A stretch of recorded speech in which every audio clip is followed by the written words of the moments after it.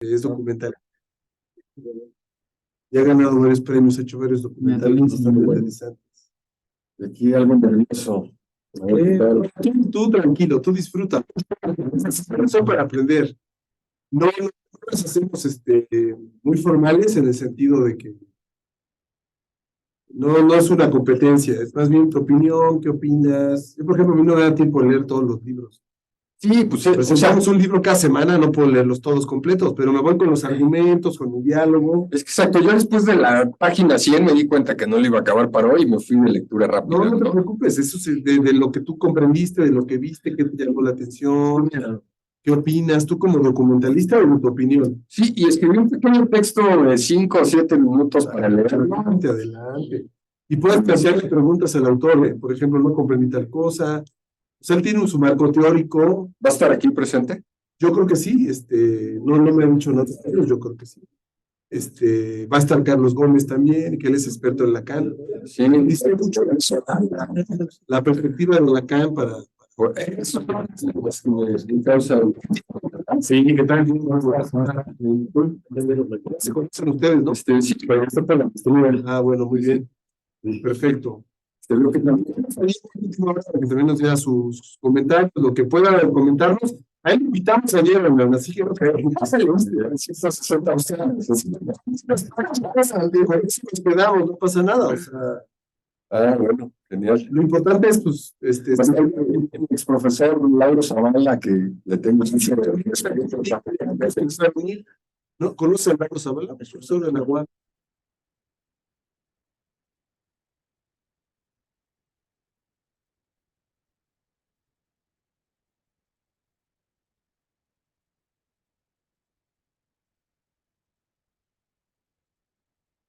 ¿no? Cuando Exactamente, aquí la hicimos. Y lo haríamos igual si tú te conectas desde allá.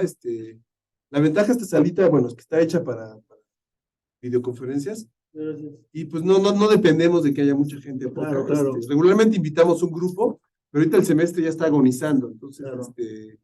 ya cada vez menos gente viene. Sam, ya estoy grabando el ¿no apago el micro o lo voy a aprender? Lo podemos apagar, ¿no? Oye, ¿podrás poner el flyer nada más en pantalla? Te lo puedo compartir. Sí. Ya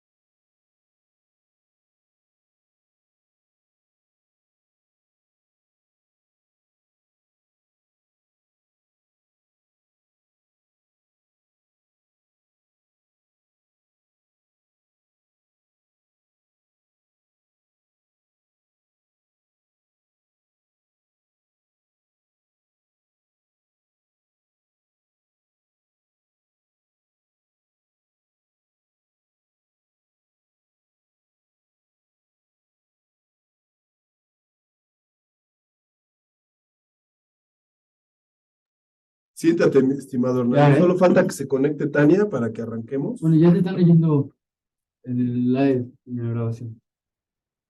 Perfecto. Así que todo lo que digan.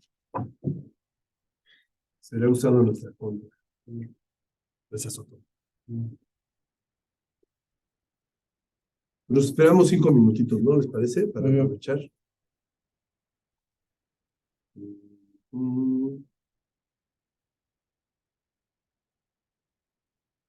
¿Cómo estás, Sergio? ¿Venías corriendo? No, llegué, hace rato a las 5. Sí, yo le dije que llegara a las 5 porque llegar a las 6 es más complicado. Sí, ahorita creo que hay mucho tráfico. Estos días, me imagino que ya es por el tema del Día de Muertos. Sí, Navidad y ya. Pero hay un tráfico exagerado. Hace rato bajé aquí al Papalote, Museo del Niño. Hice 45 minutos, güey. ¿Son cuántos kilómetros? ¿Como 6? No sé. Son 10 kilómetros a la Condesa. No, entonces al Papalote son 5 kilómetros. 4, no sé.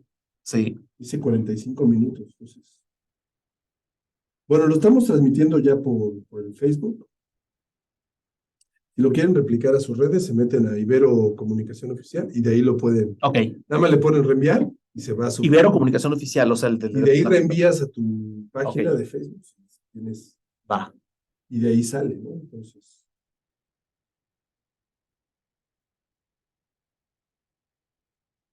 Bueno, te presento, Sergio. Mira, te presento a Diego. Él es estudiante de la maestría en cine. Ah, ok. Hernán, que es académico de aquí el departamento. Él es cineasta y es documentalista. Ah, qué chulo. Entonces, ahorita decíamos, justamente una razón de invitarlos a ellos dos es cómo leen desde su campo, ellos se dedican al cine, cómo ven sus aportes en el libro, ¿no? Ajá. E invitamos a un estudiante de la maestría que le interesa mucho el cine y está trabajando algo de documental en su investigación.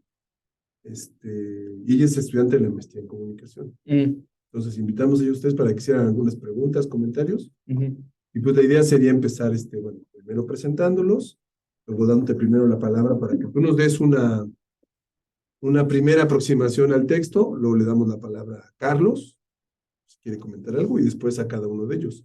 Tania se va a conectar Zoom. Oye, ¿y a poco se escucha bien el audio para todas las redes? Sí. Digamos así, a estas No es perfecto el audio, obviamente, ¿Pero dónde está el micrófono? el audio, no. Estas cámaras tienen micrófono, y está el micrófono del techo que están aquí distribuidos. No es un audio así como bueno, vamos de música, pero se escucha mejor que cuando lo haces directamente a través de la compu. Ok. Ya no, si pueden hablar fuerte, pues es mucho mejor, ¿no? Déjenme ver.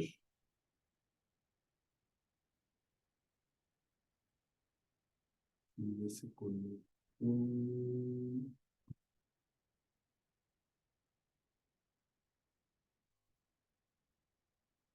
Bueno, yo espero que así nos escuchen bien. En un minutito nos conectamos.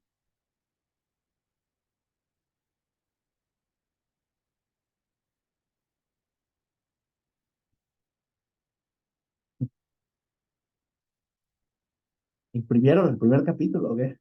Yo lo había escaneado, porque no me gusta leer en letra chiquita a mí. Ya. Cansa. Entonces yo lo hago en letra grande. Órale. Y yo igual.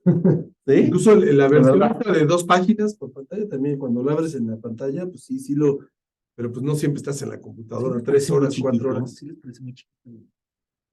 Pues mira, para estos tiempos de ceguera, Ok. no sé que este es tamaño 11 No tengo idea. o No 12. tengo idea. No sé. Yo agradezco cuando es más grande, pero pues yo sé que eso implica más dinero, más papel. Yo más bien tengo miopía, o sea, de lejos me cuesta trabajo ver, de cerca no tengo problemas. Yo revés. Sí, sí, por eso lo de la letra chiquita. No, ya vi. Sí. No, y de plano lo imprimí con letra grande. Sí. También leer en la pantalla. Pues,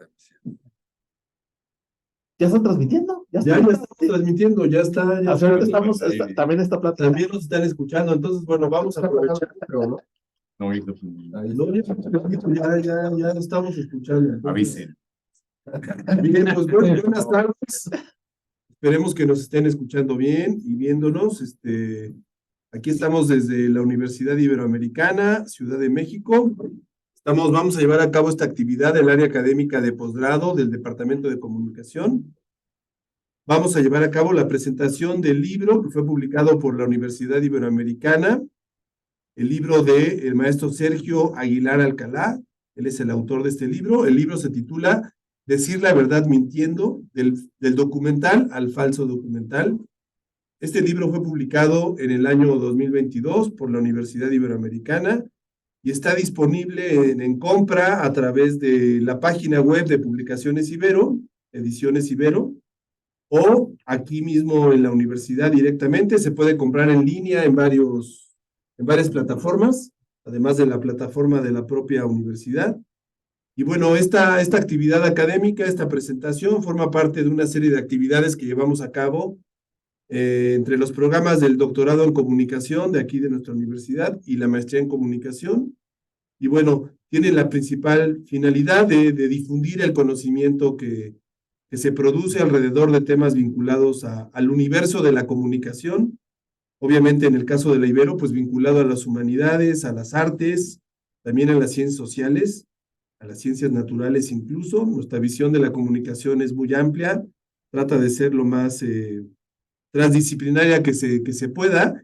Y bueno, para esta ocasión, después de que hace unos meses tuvimos aquí mismo en la Ibero la posibilidad de presentar otro libro también en el que participó Sergio Aguilar Alcalá junto con el doctor Carlos Gómez Camarena. Se presentó un libro sobre la venganza de la televisión, la venganza de la TV, sobre series de televisión, un libro que también fue publicado el año pasado, en el año 2022.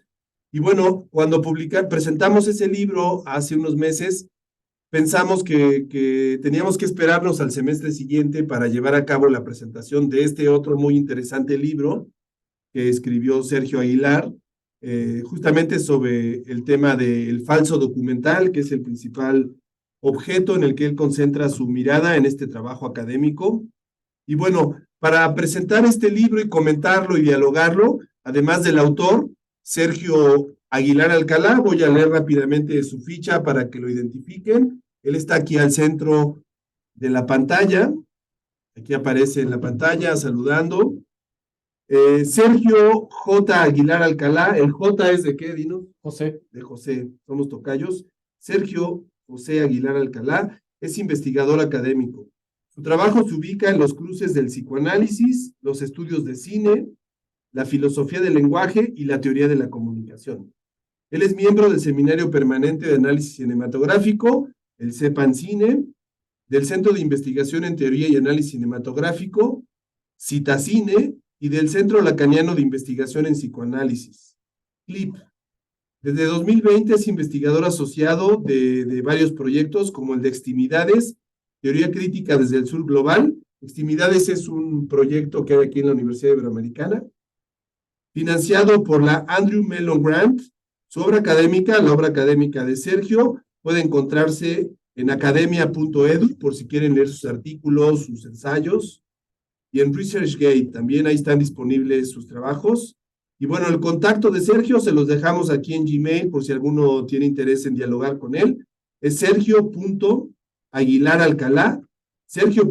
Luego pegado todo, Aguilar Alcalá, todo junto, @gmail.com. De todas formas, aquí lo pondremos en el chat por si alguien quiere saludarlo o contactarlo. Así que bueno, les agradecemos que se conecten, que estén en contacto con nosotros a través de la página de Facebook del Departamento de Comunicación o a través de la liga de Zoom que proporcionamos a las personas interesadas en acudir a través de Zoom.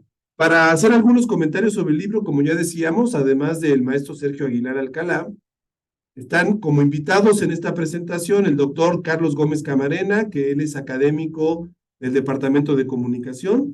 Ahorita le pediremos a nuestro propio colega Carlos Gómez Camarena que haga una pequeña autopresentación para que las personas que no lo conocen lo identifiquen. También nos acompaña para hacer algunos comentarios sobre esta obra el maestro Hernán Pereira. El maestro Hernán Pereira es egresado de la carrera de comunicación de aquí de la Ibero.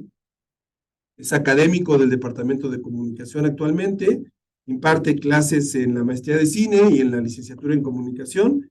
Y es un documentalista con varias obras ya dadas a conocer, que han participado en varios festivales y han obtenido varios premios.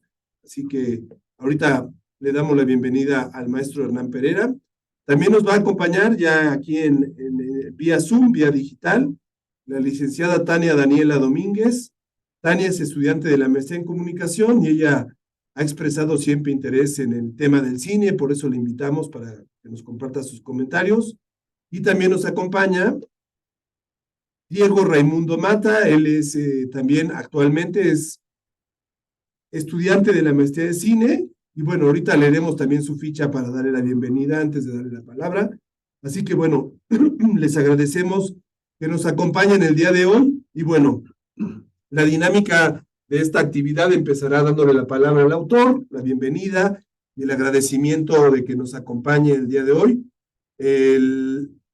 Las palabras que nos gustaría escuchar de Sergio es justamente que nos diera una pequeña introducción para saborear el contenido del libro, lo que él quiera comentarnos de las razones por las que los llevó a cabo, que las platica en la introducción, pero si él quiere decirnos cuál es el argumento que defiende en esta obra académica, podríamos llamar teórica, ¿no? Reflexiva, a qué público va dirigido, a grandes rasgos, ¿no? Para después empezar a dar la palabra a nuestros otros invitados. Así que, Sergio, te agradecemos mucho que nos acompañes.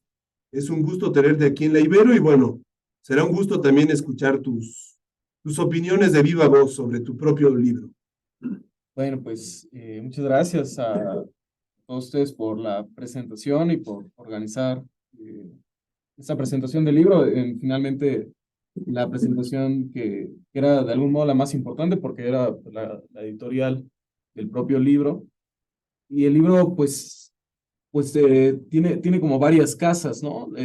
La Ibero sin duda es la casa más importante porque es la que editó el libro. Pero una primera casa del libro fue la UNAM, donde yo estudié la maestría y este libro es en lo que decantó mi tesis durante la maestría. Y bueno, el libro inició también, digamos, la otra casa del libro, o sea, fue mi propia casa, mi cuarto específicamente, cuando vi una película que yo pensé que era un documental y yo había sido admitido en la maestría con otro proyecto de investigación y entonces vi una película pensando que era un documental y cuando voy a investigar a internet sobre la película me percato de que era un falso documental.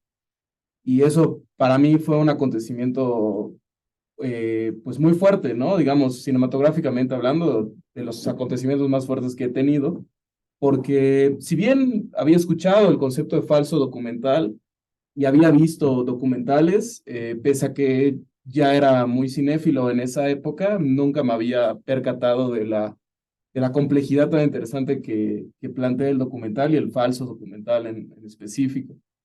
Entonces, esta anécdota personal para mí fue algo clave para planear la obra, para iniciarla, para decidir de entrada, por ejemplo, desechar mi anterior proyecto de la maestría y ahora dedicarme solo a esto.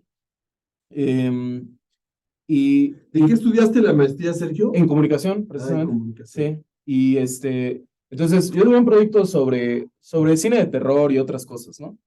Que es otra pasión que tengo, es el cine de terror.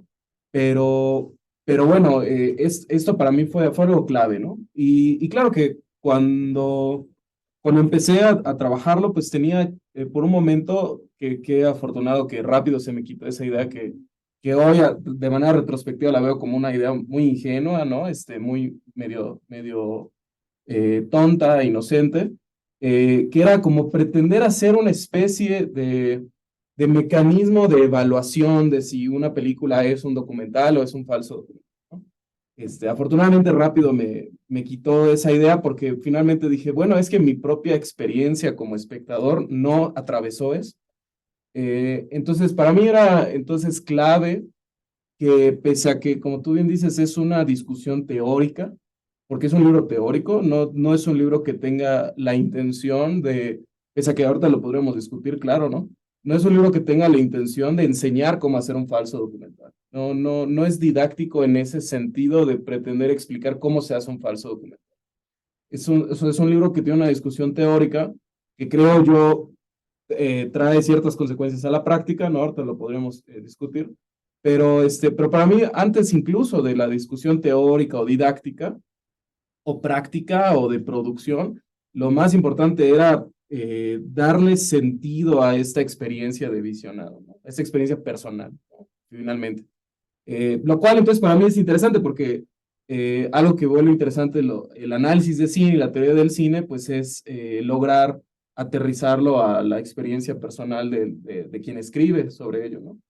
Permíteme hacer ahí un paréntesis porque creo que aquí hay un punto que no debemos de perder de vista para toda la sesión, y es esto que comentaste de lo que tú llamaste como ingenuo, ¿no? Que decías, tenía esa pretensión ingenua, que esto es muy interesante escucharlo de tu propia voz porque en los estudios de comunicación, y bueno, tú estudiaste la maestría en comunicación y quizá puedas corroborarlo, hay una profunda presencia del positivismo en el sentido de que esto que tú consideras inocente, parece ser que en muchas áreas del campo de la comunicación, en México y en América Latina, es dado como un hecho de que a los medios de comunicación, tomando al cine como un medio, le corresponde la distinción entre verdad y falsedad, y a los medios le corresponde de alguna manera la reproducción de la realidad, ¿no? Entonces hay mucho, desde esa ingenuidad que tú señalas muy interesantemente, esa idea de que el campo de la comunicación es como un garante de esas verdades, ¿no? De esas realidades, y que el pensamiento crítico está en justamente en no llegar a la mentira, a la manipulación y todas estas derivaciones, interpretaciones a veces, pues muy engañosas que se hacen en el campo de la comunicación, justamente por no tener una teoría rica que nos permita ir más allá de esa discusión un poco estéril entre verdad, realidad, imitación, o falsedad versus, que se da mucho en relación al cine documental, pero también mucho en relación al periodismo, mucho en relación a la televisión y a otros medios, ¿no? Que se buscan como reproductores de la realidad, ¿no? Y en el caso del documental, pues es un gran tema, porque se le asignan muchas veces al documental responsabilidades, valores o tareas que no le corresponden. Solo quería poner atención en eso porque creo que ese es uno de los temas claves en la interpretación de tu texto, ¿no? Sí, bueno, ya que metiste tú el tema, entonces ya me hice carta abierta sí, estoy totalmente de acuerdo contigo y creo que una de los lugares donde de manera más evidente sucede esto que tú dices es la idea de alfabetización de los medios, ¿no? El problema que yo tengo, por ejemplo, con esta idea de alfabetización mediática es que la enorme mayoría de las ocasiones en las que escucho gente que plantea esto, no lo plantea sino desde el positivismo pedagógico, o sea, de la idea de enseñarle a la gente qué es verdad y qué es mentira. Y lo siento que va mucho esa idea de otras ideas que escuchamos mucho en el imaginario sobre la tecnología, de que las tecnologías son herramientas y tú decides cómo usar estas herramientas, ¿no? Pero eso también es una idea ingenua, por decirlo bien, ¿no? Es una idea ingenua porque no considera que los dispositivos tecnológicos y técnicos responden a cierto espíritu del tiempo, cierta manera de entender las cosas, ciertos intereses de producción, y en buena medida el documental es algo sobre eso, ¿no? No, una cuestión que a mí me parece fascinante es, la primera vez que yo tomé un curso de cine, cuando yo estaba en la prepa, esa vez un curso de introducción a la apreciación cinematográfica y demás, ¿no? Fue la primera vez que yo, bueno, ya leía algunas cosas, libros sobre cine, ¿no? Pero bueno, en ese curso hablaron de la llegada del tren. Y entonces en el curso decía esta persona que lo impartió que la gente salió asustada, ¿no? Y entonces cuando yo lo escuché, yo estaba en la prepa, yo decía, bueno, pero neta, ¿será que la gente de verdad se creyó que la gente, o sea, que iba a salirse el tren de la pantalla o algo por el estilo? Me sorprendió mucho. No fue hasta años después que me topé ya con un texto donde se explica que eso es una cosa súper apócrifa, eso no es cierto, no hay evidencia ni prueba de que eso haya sucedido, ¿no? Entonces es muy interesante porque nos creemos una serie de discursos que mistifican mucho al cine, ¿no? Y creo que eso es parte precisamente del poder del cine, ¿no? Y el caso del documental es muy particular eso, ¿no? Por ejemplo, esto que tú planteas del positivismo lo ves en lo que algunos consideran el primer documental de la historia, que es el de Nanook, de Flaherty.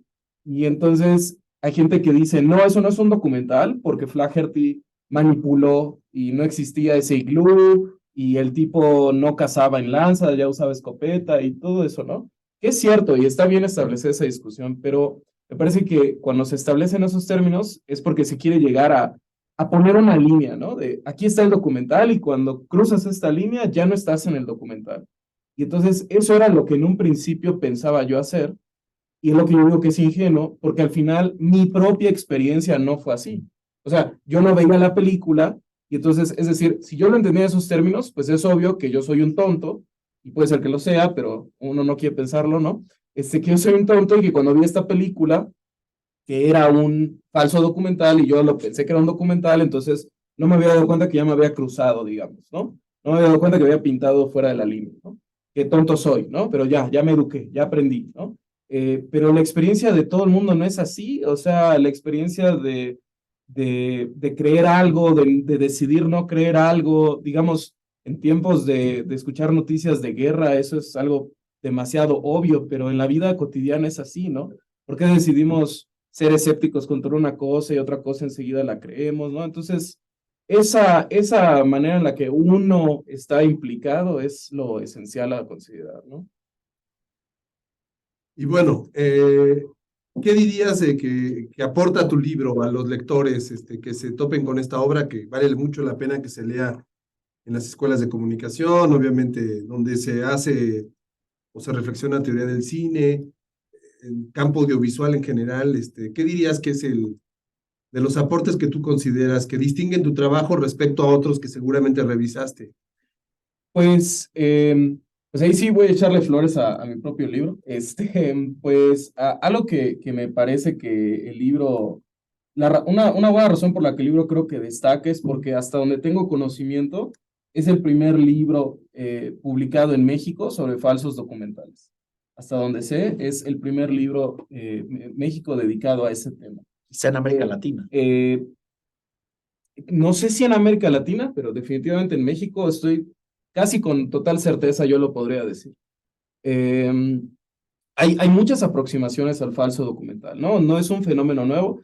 Pese a que no es un fenómeno nuevo, es curioso lo muy poco que se ha escrito sobre él, eso sí, ¿no? Se han escrito cosas desde los años finales de los 90, especialmente con el fenómeno del proyecto de la Bruja de Blair. Se puso muy de moda el asunto, ¿no?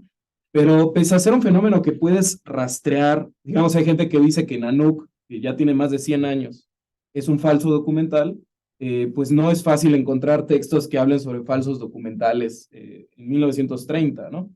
Entonces, pese a que no es un fenómeno realmente nuevo, creo que un aporte que tiene el libro es ofrecer ciertas coordenadas, primero como novedad editorial en el país, yo creo, ¿no? Y segundo, ofrecer ciertas coordenadas que no vayan en función de muchas que ubicamos en la literatura sobre falsos documentales, que es unas coordenadas como constructivistas o casi positivistas, ¿no? Recordando la palabra que tú mencionaste, que es asumir que el falso documental es una mezcla de ficción y no ficción. Si ubicamos a digamos, el autor más famoso de la teoría del documental, sin duda es Bill Nichols. O sea, no conozco un teórico que sea más famoso que él, ¿no? Del documental. Y Nichols, en su famoso libro, ubica al falso documental como una mezcla de ficción y no ficción. Y esto, para mí, por razones que argumento en el libro, es muy problemático. Es muy problemático. Es muy tramposa esa lectura. Y entonces creo que si tuviera que resumir como alguna cosa clave, para mí un insight como muy importante durante la investigación fue percatarme de cómo cuando se escribe en inglés, el término se conoce como mockumentary, que es una mezcla de documental y mock, que es burla. Es muy curioso que los autores gringos, cuando hablan de mockumentaries, hablan de mockumentaries que son de comedia. Claro, porque ellos están escuchando documentales que se burlan, pero los autores franceses o latinos hablan de falsos documentales y ellos no incluyen algo que sea comedia. claro, trabajan también el tema, ¿no? Pero Eso desplaza el campo semántico. exacto, para mí eso es, yo cuando me percaté de esto, primero me percaté que nadie se estaba percatando de eso, con excepción de una mujer, que escribió la introducción de una serie de libros sobre documental que mencionaba este problema, ¿no? Y ella, efectivamente, Jessie Lerner se llama, lo planteaba como falso documental, o sea, es más interesante pensarlo como un falso documental. Con excepción de esa persona, no conozco a nadie más que haya señalado esto, que para mí, entonces ya nos mete en un problema de lenguaje. Entonces, el falso documental es un problema de lenguaje, no es un problema de epistemológico, no es un problema del saber, no es un problema del conocimiento, quizá no es un problema ni de la comunicación. A ver si no se molesta el departamento editorial, ¿no? Porque lo publicó el departamento de comunicación, pero digamos, me parece que el lenguaje es algo que, pues si no imposibilita la comunicación, por lo menos se tropieza con la comunicación, ¿no? Los españoles tienen una manera de traducirlo, porque saben que a los españoles les encanta traducir las cosas, ¿no? Y le llaman mofumental. Pero de nuevo, el problema de eso es que habla de burlarse. Y yo no puedo pensar en muchos documentales o falsos documentales que estén pensando en burlarse. No sé, La muerte del presidente, uno muy famoso, que es de mis favoritos además, donde se plantea que George Bush fue asesinado en medio de la invasión a Irak, ¿no? O sea, yo no entiendo de qué se está burlando. Es un falso documental que lo que menos te dan ganas es de reírte por muchas cosas que suceden, ¿no? Entonces me parece que, no estoy diciendo que falso documental necesariamente sea mejor, pero estoy señalando que incluso la palabra que usamos para decidirlo ya es problemática. Y creo que esa discusión yo no la ubiqué como algo que esté pensándose mucho en la teoría del documental, ¿no? Entonces creo que eso sería una primera cosa que sacaría del libro, ¿no? O sea, pensar al falso documental, y lo pondré entre comillas, no porque no esté de acuerdo con el concepto, finalmente hasta aparece en el título del libro, sino porque no es un concepto que haya que dar por antemano como obvio o como unívoco, sino que eso ya es una elección teórica y por lo tanto casi ética y política. Y desde el sentido común se ha popularizado el término y así se usa ya sin cuestionarse, ¿no? Que es justamente lo que tú haces, ¿no? Claro, y yo le planteo a muchos, pues la primera distinción es, ¿qué es un falso documental o es un documental falso? ¿No? Es decir, solamente invertir el sustantivo y el adjetivo ya abre otro tipo de películas, ¿no? Calambur. Un calambur. Bueno, Sí. y ahí entramos entonces al tema de esta falsa dicotomía, para seguir utilizando la palabra, de verdad y falsedad en relación a este tipo de subgénero de documental, si le queremos llamar así, ¿no? Y ahí entraríamos al otro tema, que es muy importante en tu libro, que es la parte teórica. Es un libro teórico de análisis de un tipo de derivación de documental, digamos, ¿no? Que se ha etiquetado como falso documental, ya explicaste muy bien tu punto de vista al respecto, pero en la parte teórica, porque ahí es donde vienen los retos. Yo pienso, por ejemplo, que, como tú dijiste, en el campo de la comunicación, sobre todo en México, donde a veces se es muy monodisciplinar en relación a las teorías que se utilizan o a los presupuestos teóricos. El marco teórico que tú utilizas en el libro, y me gustaría que platicaras brevemente de él, es un plus para la lectura, porque desborda el campo de la comunicación. O sea, este enfoque obviamente le habla a otros especialistas, no solamente a comunicólogos. Y aquí viene un reto que regularmente suele quedarse, pues, limitante para la comunicación. Lamentablemente, muchos de estos libros a veces pasan por desapercibido en nuestro campo justamente por la imposibilidad de comprenderlos, debido al reto intelectual que supone poder acercarse desde un ángulo que va más allá de la comunicación. Sí, sí, muchas veces me parece que en general en América Latina el campo de la comunicación se ha hiperespecializado en lo que se conoce como estudios de recepción o estudios de audiencias, ¿no? Y este tipo de aproximaciones me parece que por definición no pueden establecer una discusión teórica porque no es precisamente el punto. O sea, justo lo que distingue a los estudios de audiencias y de recepciones es, El teoricismo. claro, no tener una discusión teórica, lo cual no los hace menos, por supuesto, ¿no? No estoy diciendo eso, pero esa es la naturaleza de ellos, ¿no? Y me parece que como eso sucede mucho, entonces, por supuesto que lo que algunos decolonialistas llaman, ¿no? Terminamos importando teorías, ¿no? Y me parece que sí es importante como producir las propias teorías, no porque esté mal utilizar teorías de los anglosajones o de los europeos, no estoy haciendo activismo en ese sentido, pero sí me parece que es importante traer una discusión teórica en los estudios de cine en México, ¿no? Desgraciadamente los libros sobre estudios de cine en México que sean de un carácter teórico son raros. Eso es un problema, porque, o sea, el problema no es que uno use teorías de los franceses, eso no es un problema. Si ese fuese el caso, pues yo soy el primero, ¿no? Por los referentes teóricos que ahorita voy a mencionar, ¿no? El problema no es ese, el problema es que no hay discusión teórica de cine en México, eso es raro. Por ejemplo, tú lo puedes ver en congresos de cine en México. O sea, tú agarras los programas de congresos de cine en México y el 75-80%, si no es que dije un porcentaje bajo, de las ponencias son la aplicación del concepto tal en la película tal. Y está bien como un ejercicio, digo, yo no se los planteo a los estudiantes de licenciatura, ¿no? Y está bien como un primer ejercicio de hacer análisis de cine y demás, ¿no?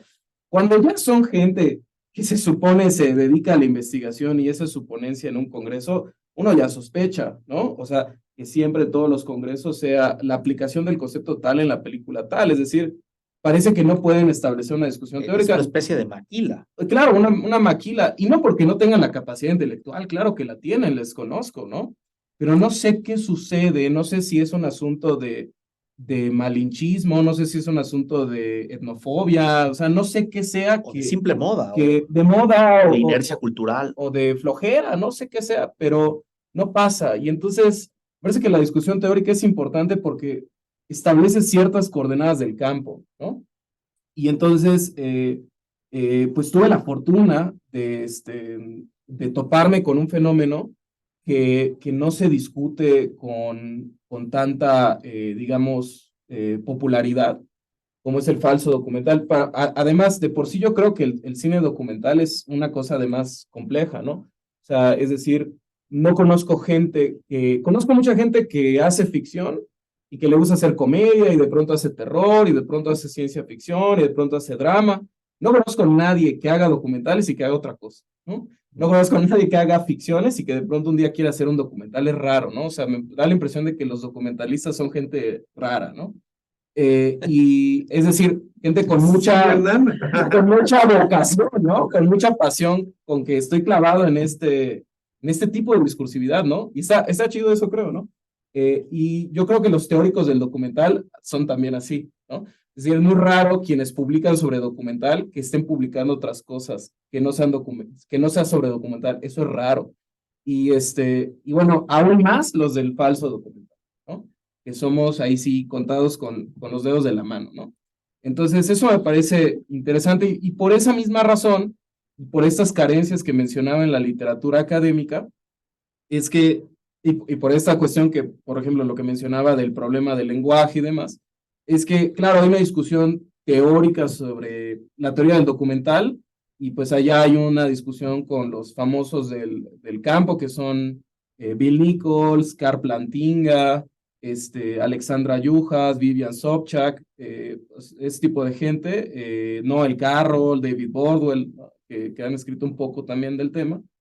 Pero también hay un fuerte componente del psicoanálisis, que es tanto un interés personal mío y es un interés teórico también, como porque me parecía natural pensar que si el psicoanálisis es algo que se dedica por plantearse esas preguntas en torno a la naturaleza de imposibilidad del lenguaje, entonces cuando me topo con este problema de traducción, entonces yo creo que ya estamos en el terreno del psicoanálisis, o sea, el problema de traducción es el problema del psicoanálisis, ¿no? Entonces, pues hay un poco de eso, ¿no? Tanto una discusión con las teorías del documental como una discusión desde el psicoanálisis. Y ahí es donde me gustaría empezar yo mi comentario.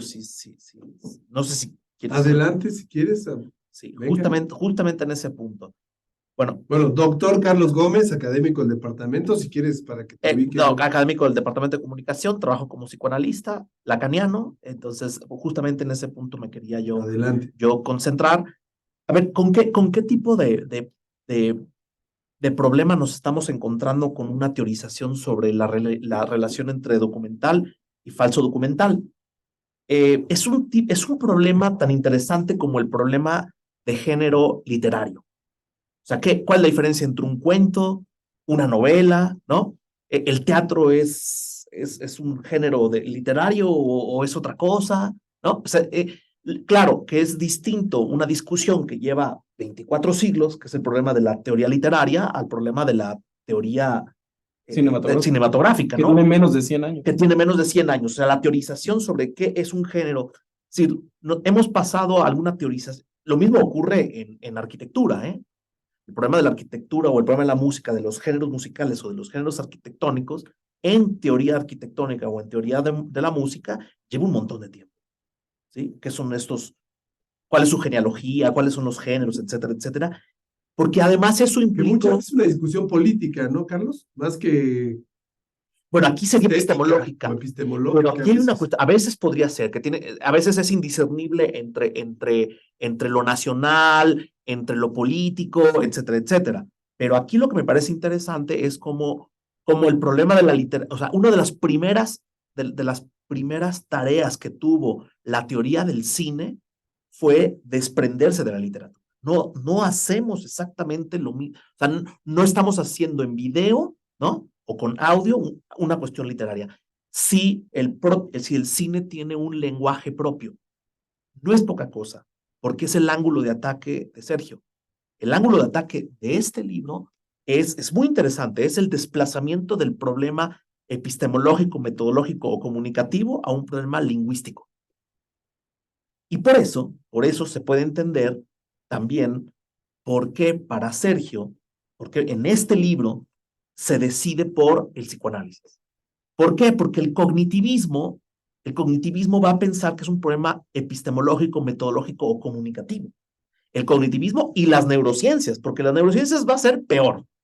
¿Por qué? Porque no te concentras en el puro empirismo ateórico de la teoría de la recepción, sino que es peor, es teoría del emisor, ¿no? O sea, ¿qué intención tuvo? O la peor teoría de la recepción, nos ponemos un casco y entonces nos va a decir qué zonas del cerebro está aprendiendo o no, ¿no? Si pensamos en esto o en lo otro. Para mí, personalmente, tú no lo dirías aquí públicamente, pero para mí me parece pura estupidez, no solamente ingenuidad, sino pura estupidez. Pero el ángulo de ataque de Sergio es que el problema, pasar del documental y el falso documental como un problema epistemológico, metodológico, comunicativo, al problema lingüístico, es necesariamente utilizar teorías compatibles. El cognitivismo es compatible con lo primero, el psicoanálisis no. Para el psicoanálisis el problema es lingüístico fundamentalmente y nunca cognitivo. Entonces tenemos dos grandes desplazamientos. Uno, no es un problema de la verdad y la mentira en términos cognitivos, sino en términos... O positivistas, para decirlo de otra forma. O de otra forma, no es exactamente lo mismo, pero vamos a decir que sí, por ahora, para simplificar, sino es un problema del lenguaje. Y por lo tanto, el problema se aborda de otra manera. Pero además, cuando estoy hablando también de géneros y de un problema de lenguaje, pensemos un problema muy simple. Cuando uno va, se han dado cuenta todos ustedes, cuando van a una librería en Estados Unidos, dice fiction, non-fiction. Ese es su primer parteaguas. En México, o en América Latina, en español específicamente, es la literatura, que sería el equivalente a ficción, no equivale a ficción, porque la ficción es un género entre otros. Esto es bien importante, porque ese es exactamente el segundo movimiento de desplazamiento que hace Sergio en este libro. El documental, ¿sí? Es un género, entre otros, de la ficción. Le da la vuelta. Es un poco como esta frase de Borges que dice, la metafísica es una rama de la literatura fantástica. O Derrida o Richard Rorty. Todo este giro posmoderno, ahorita vamos a decir por qué este libro no es posmoderno. El giro posmoderno te va a decir, en realidad, todo es ficción, incluyendo el periodismo o el documental o la realidad, ¿no? Ese es el posmodernismo. Pero Extremo, radical. radical, pero ese no es el movimiento que hace Sergio. El movimiento que hace Sergio sí hace esto de el documental es un género entre otros, pero sin el rollo postmoderno. ¿Con qué categoría? Con una categoría psicoanalítica, o más bien dos categorías psicoanalíticas. Una es síntoma. El síntoma es la verdad del sistema. Entonces, el falso documental, en realidad, nos muestra la verdad de todo documental. O sea, si uno estudia bien el falso documental, te va a dar el corazón del documental. Estudien, eso es psicopatología de la vida cotidiana en Freud. Por oposición, por muchas estrategias. Pero no solamente por oposición. Es decir, todo el mundo cree que estamos locos. Estudiemos las cosas más simples, dice Freud, la psicopatología de la vida cotidiana, y en ese momento vamos a revelar que todos estamos locos. Y eso es súper interesante, en términos formales además, no en términos de contenido. Entonces, fíjense estos dos desplazamientos. No es cognitivo, no es epistemológico, es lingüístico. Y segundo desplazamiento, el falso documental es el síntoma del documental y por lo tanto su verdad. Y la segunda categoría psicoanalítica, o sea, tenemos tres grandes categorías psicoanalíticas: lingüística en lugar de lo cognitivo, dos, la verdad como síntoma, y tres, lo real lacaniano. Y lo real lacaniano no es la verdad. Es súper interesante, ¿por qué? Porque no se trata de oponer verdad y mentira, en el propio título está, decir la verdad mintiendo, sino lo real. A ver, ¿por qué no es posmoderno? Porque lo que hace la posmodernidad es hacer indiscernibles verdad y mentira. Pero cuando tú tienes una paradoja, aparece una decisión. Esa decisión es lo real. Lo digo de otra manera. Uno podría pensar, esa es la diferencia que hace Zizek respecto a la posmodernidad. Uno se va al sueño para evitar la realidad, ¿no? Tengo horror de la realidad y me meto en un sueño. Piensa en el laberinto del fauno. Pero en el propio sueño me encuentro algo mucho más espantoso, ¿sí? De ahí tu gusto por el terror, seguramente. Me encuentro algo en la propia ficción que me despierta, y eso es lo real. Entonces, ficción y realidad, o verdad y mentira, quedan dislocados por el concepto de lo real. Entonces, real, síntoma y lingüística son los tres grandes conceptos que utilizan el psicoanálisis para poder, ¡pam!, abrir una nueva teoría sobre qué es un género no literario, no musical, sino documental. Más lejos todavía, el falso documental nos daría la verdad también de la ficción cinematográfica. A mí me parece, ahora que lo estaba pensando, cuando lo estaba escribiendo las notas, Sergio debería de publicarlo en inglés, y me parece que sería un aporte importante a nivel mundial, porque a ese nivel está, me parece, la discusión en este punto, porque nadie ha teorizado esto de esta manera. Eso es muy interesante, y bueno, a lo mejor por ahí podemos dialogar para seguir la conversación. Sabemos que desde el psicoanálisis ha habido toda una corriente de aproximaciones al cine desde hace décadas, y que hay una serie de aproximaciones que son más puristas o son más heterodoxas, y hay diferentes corrientes dentro del psicoanálisis, diferentes perspectivas. Sí. Y hay discusiones entre las propias posturas. Pero el problema es que Sergio es muy inteligente para poder problematizar este problema en términos de género, y como de género cinematográfico, ¿no? Porque ¿cuáles son los grandes? Psicobiografía, una tontería, ¿no? Abordarlo desde el punto de vista de lo real, una semiosis. Hace rato hablamos del sentido común. Mucha gente cree desde el sentido común que se puede psicoanalizar una película. Exactamente, eso es la psicografía. Se puede aplicar el aparato psicoanalítico para interpretar el contenido de una obra cinematográfica. Entonces existen todos estos manuales, ¿no? Sobre todo españoles, ¿no? De que el agua representa esto, y las escaleras y los cuartos oscuros. Entonces hay toda una especie de simbología. Bueno, claro. Que es una reducción y es todo menos psicoanálisis. Pero aquí la categoría es formal, o sea, no es en el contenido, sino es en la propia forma. Es decir, cuando Sergio escribe la dinamita está adentro, es el problema de la pesadilla. ¿Cómo voy a una forma, al filme, y no en contenido, sino en la propia forma, estalla como pesadilla? Y ese es el problema del falso documental, y eso me parece, es decir, sería una especie de tercera generación de utilización de categorías psicoanalíticas para pensar el cine. La primera sería la psicobiografía, una cosa pedorra, freudiana. La segunda sería el de Metz, Christian Metz, ¿no? tratando de hacer una semiología. Entonces, y ahora la tercera generación, que Sergio está en ella, es el problema de lo real, imaginario, simbólico y real, lo podemos pensar, ¿no? ¿Está en clave con Zizek? ¿Cuál sería tu... Sí, hablando de esa lectura que él tiene de Lacan y demás? sí, o sea, cuando él dice como una tercera generación, igual por algo que se discute en el libro, que es, digamos, cuando el psicoanálisis dominaba los estudios de cine en los 70 y en los 80, o sea, la moda, el psicoanálisis, el feminismo, la teoría del aparato, y luego en los 90, la escuela anglosajona se quería sacar al psicoanálisis de la universidad, y muchos psicoanalistas consintieron a eso, ¿no? No por algo, me parece, el neuropsicoanálisis empezó justamente en los 90. Y bueno, en el estudios de cine hay un libro en particular que se llama La Posteoría, que es un libro muy famoso, cuyo interés explícito, lo dicen los autores en la introducción al libro, este libro está escrito para sacar al psicoanálisis de los estudios de cine. O sea, explícitamente eso es lo que plantea, ¿no? Entonces, hay un texto de Todd McGowan, que es un teórico cinematográfico que trabaja con el psicoanálisis. Entonces, él dice, ante esa cuestión, había dos opciones. O entonces ser más, digamos, ser más reservados, no ser tan clavados con el psicoanálisis, ¿no? Que es lo que sucedió. O la otra opción, que era, pues ante eso, ahora más psicoanálisis aún, ¿no? O sea, más clavado, más intenso, más profundo, ¿no? Y entonces, pues por allá ese es el interés del libro, o sea, como irse por esa otra Y poesía. además ha resultado, ya es lo último que digo, ha resultado altamente productivo, porque ese es justamente lo que también Sergio hace respecto a las series. O sea, la categoría de fin de análisis o corte topológico es importantísimo para poder pensar el problema de las series. O sea, las categorías funcionan a nivel de la forma, no a nivel del contenido. Y además no son simbólicas o imaginarias, son del orden de lo real en Lacan. Y eso es altamente productivo. Claro.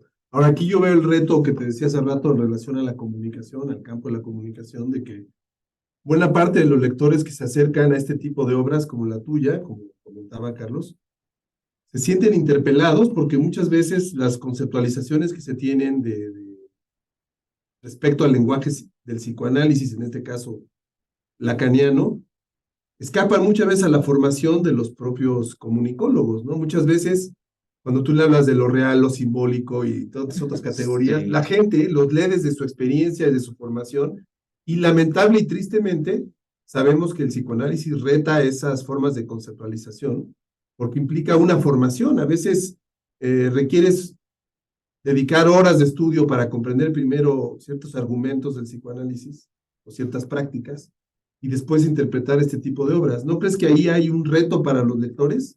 Aquellos lectores que no tengan quizá conocimientos generales o sólidos, no generales porque pues, todo el mundo ha visto Los Simpsons, ¿no? Antes de que, si no, no vamos a terminar, pero ¿qué piensan ustedes? ¿Cómo pensaron qué les pareció a ustedes el... Bueno, entonces déjame presentar, voy a presentar a Hernán primero. Ya si pasamos ese terreno. Hernán Pereira Parra.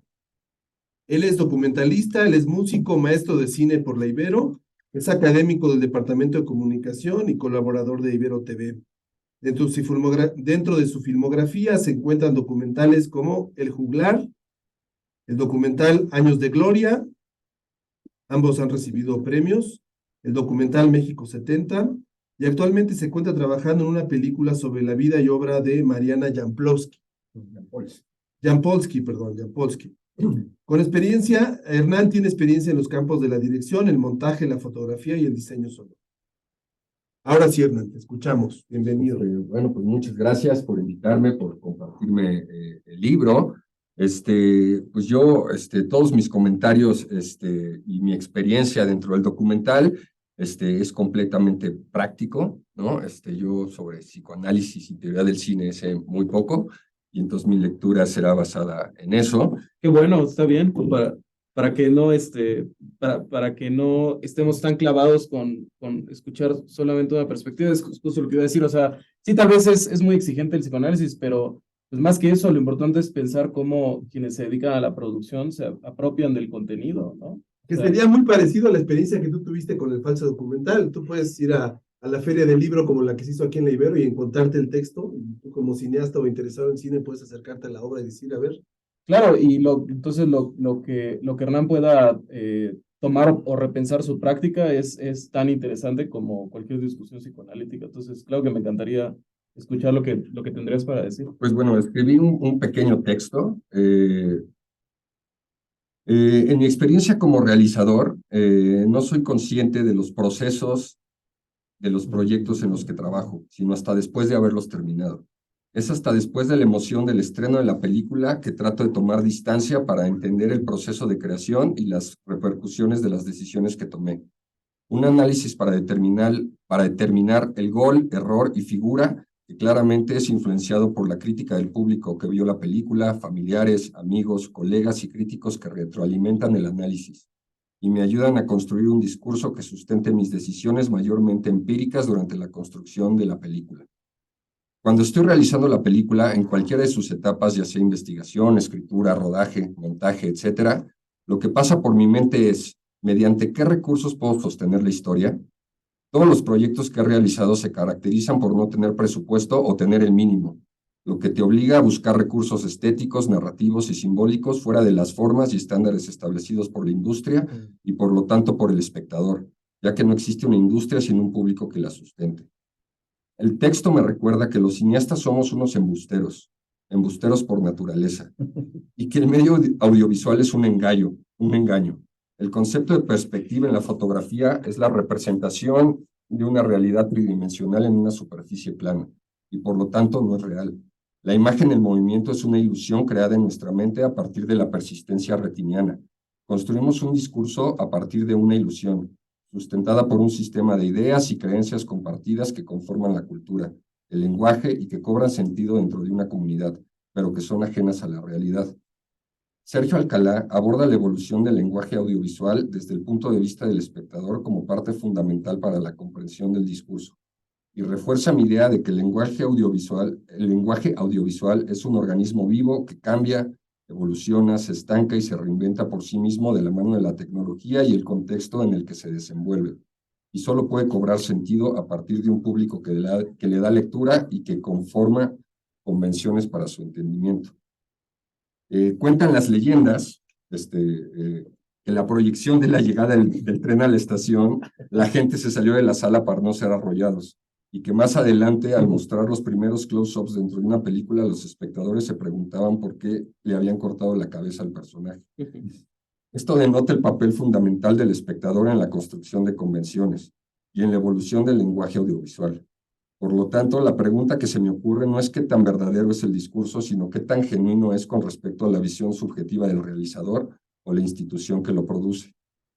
Una parte que me llamó mucho la atención del texto Decir la verdad mintiendo es cuando aborda las dinámicas de consumo del espectador en el contexto actual y cómo influyen en la creación de contenidos. En un principio, la fotografía era una plataforma tangible que trascendía las barreras de la mortalidad y que funcionaba como documento histórico, como memoria del mundo y por lo tanto como vehículo para la construcción de identidad. La imagen fotográfica y la imagen en movimiento nacen a la par de las ciudades industriales y se han desarrollado proporcionalmente y a la misma velocidad que las sociedades contemporáneas y el sistema económico que las sustenta, desbordándose y multiplicándose sobre nosotros. Hoy en día la manipulación de la imagen digital pone en duda la veracidad de la imagen como documento histórico. Esto, aunado a la obsolescencia programada de las plataformas digitales, crea una dinámica que la inmediatez con la que consumimos y desechamos los contenidos nos impide analizarlos y conservarlos, dejándolos diluirse en el olvido, provocando alienación y pérdida de identidad, un claro síntoma de las sociedades contemporáneas. En cuanto a la epistemología sobre la representación de la ficción y la no ficción, quiero retomar una cita que aparece en este libro y que me puso a reflexionar. No recuerdo de quién es la cita, pero dice así: en la ficción, la realidad existe dentro del cuadro, mientras que en la no ficción, el cuadro está dentro de la realidad. De esta manera, la cámara se posiciona como un testigo de la realidad, redefiniendo la no ficción como un encuentro, en donde mi presencia y la presencia de la cámara afecta el ecosistema social y el comportamiento de sus actores, así como el registro de la cámara afecta mi percepción de la realidad, articulando un discurso sobre ello. Esta reflexión me permite separar al cine documental de la no ficción, posicionándolo como un género en donde convergen muchas disciplinas que cobran sentido comunidad, aunque sean analizados de forma independiente. Un género que se alimenta tanto de recursos propios de la ficción como recursos de la no ficción, recursos estéticos, narrativos y simbólicos. Se nutre de estructuras dramáticas y estructuras argumentativas. Convergen métodos de investigación como la entrevista, la observación participante, la etnografía visual, la investigación bibliográfica y de archivo. Se nutre también de la puesta en escena, del diseño gráfico y sonoro, pero sobre todo da prioridad al comportamiento de los actores sociales sobre los sentimientos de los personajes, lo que da lugar a un distanciamiento crítico sobre el tema en cuestión, formando un triángulo entre ética, investigación y estilo. Pero lo que a mi parecer es la característica más importante del cine documental es el espíritu de búsqueda constante, un espíritu revolucionario que cuestiona la verdad histórica y que propone algo más que decir sobre ella. Por otro lado, el falso documental se gesta como un síntoma de la producción industrial que ejerce convenciones con el espectador tan usadas y recurrentes que se convierten en un estereotipo, pero que nace y se reinventa como un recurso metacinemático que por su misma naturaleza provoca un distanciamiento crítico y nos invita a hacer un análisis más profundo y a cuestionarnos sobre los contenidos que consumimos en nuestro sistema social y cultural. Un eslabón más en la evolución del lenguaje cinematográfico y en el análisis del mismo. Muy bien, No sé, ¿qué opinan? muchas gracias, Hernán. ¿Quisieras comentar o hacer algunos peloteos de lo que acaba de leernos Hernán? Sí, claro, te agradezco mucho el texto y la lectura. Siempre es, la verdad es que es muy chido que lean tu texto, más que lean tu texto, que te comenten qué pensaron de tu texto, ¿no? Porque te percatas de cómo siempre cada quien saca algo que le resuena diferente, ¿no? Y mira cuánto coincidimos con la llegada del tren, ¿no? Entonces, algo que me gustó mucho que mencionaste, dos cosas, ¿no? Por un lado, en cuanto a tu propia práctica, tú mismo decías cómo tú piensas sobre tu proceso una vez que se termina, ¿no? Eso me parece, es algo clave, ¿no? Y creo que hay mucha compatibilidad con la investigación académica, porque, o sea, o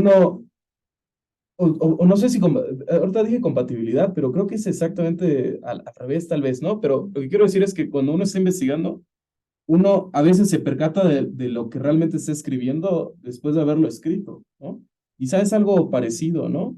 Eso me parece maravilloso porque eso que tú comentas, creo yo, va en contra justo de aproximaciones desde el manual o del recetario, ¿no? Que es donde como a veces los estudiantes pretenden conseguir, ¿no? O sea, en mi experiencia de casi 10 años como docente, siempre está la pregunta, pero ¿cómo le hago? ¿No? Entonces pretenden que el profe les diga qué hacer y hay profes que agarran esa postura, ¿no? Y tú, como acabas de explicar tu experiencia, no es esa, o sea, no se atraviesa de ese modo. Eso me lateó mucho. Y el otro punto que me gustó de tu texto es que tú estableces esta distinción entre documental y no ficción. Pero, o sea, no la estableces por un capricho, sino finalmente porque tú te posicionas en ese lugar, ¿no? Eso para mí es clave, ¿no? Es clave porque tú te asumes como implicado en el género que tú mismo trabajas, ¿no? O sea, no es como, o sea, es decir, no es que también podrías estar haciendo chilaquiles o enchiladas, que a mí me gusta cocinar también, ¿no? Pero bueno, lo que quiero decir es que tú te reconoces como implicado en tus propios intereses, ¿no? Me parece que muchas veces artistas y gente que se dedica a la academia, ¿cómo no? Desgraciadamente abundan muchos, que no sienten una pasión y una vocación y una implicación por lo que trabajan, ¿no? Me parece que eso es muy clave, ¿no? O sea, como tratar creo que tú estarás de acuerdo conmigo, ¿no? Como docentes creo que es clave invitar a los estudiantes no a que hagan tal o cual cosa. Al final ellos van a hacer lo que vayan a hacer para bien o para mal, ¿no? Sino yo creo invitarles a que se pregunten por qué hacen tal o cual cosa, ¿no? Eso para mí es importantísimo, ¿no? Yo solamente una pregunta rápida. a ver, yo no me puedo imaginar haciendo un proceso de cine. Yo no hago cine, nunca lo he hecho y no me imagino haciéndolo. Pero cuando estás haciendo un documental, no te enredas con el problema de la verosimilitud, o sea, lo van a creer, no lo van a creer. O sea, tú mismo, como un problema esto en realidad es una construcción de ficción, porque son recursos, pero esos recursos no son directamente con la realidad. Yo te pregunto eso, y al final planteas lo del falso documental un poco como si estuvieran haciendo algo mal los que hacen falso documental. No, yo creo que al revés, ¿no? Que también se convierte en un recurso justo para decir la verdad que no se podría ver desde otra forma y que tal vez como realizador, al no encontrar de repente recursos que te ayuden a contar la historia, puede ser muy válido para contarlo, ¿no? Un personaje tal vez muerto o que o que no tienen forma de saber cosas de él, ¿no? Porque tampoco fue muy famoso o algo, puedes recurrir tal vez a al falso documental, ¿no? Yo a la hora pues justo de hacer mis historias, no me estoy preguntando si las van a creer o no, sino yo más bien veo al cine como un medio para conocer yo el mundo, ¿no?